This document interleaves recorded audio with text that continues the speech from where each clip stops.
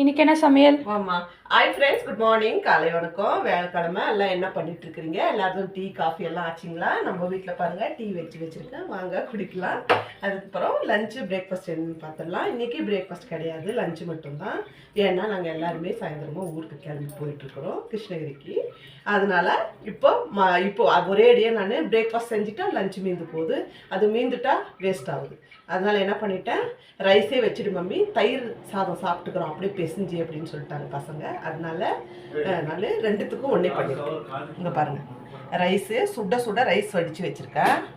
அதுக்கப்புறமா இங்கே பாருங்கள், சவு கூட்டு, அந்த சீமை கத்திரிக்காய்னு வாங்கல, அது போட்டு நல்லா பாசி பருப்பெல்லாம் போட்டு தேங்காய் ஜீரகம்லாம் அரைச்சி விட்டு கூட்டு வச்சுருக்கேன். நைட்டு வச்சு சிக்கன் குழம்பு கொஞ்சம் இருக்குது, ரசம் கொஞ்சம் இருக்குது. இங்கே பாருங்கள், மாம்பழம் இருந்தது அறுத்து வச்சுருக்கேன்.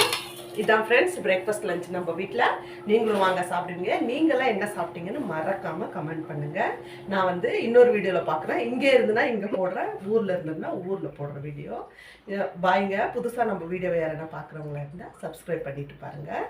நான் இன்னொரு வீடியோவில் உங்களை பார்க்குறேன். பாய்ங்க.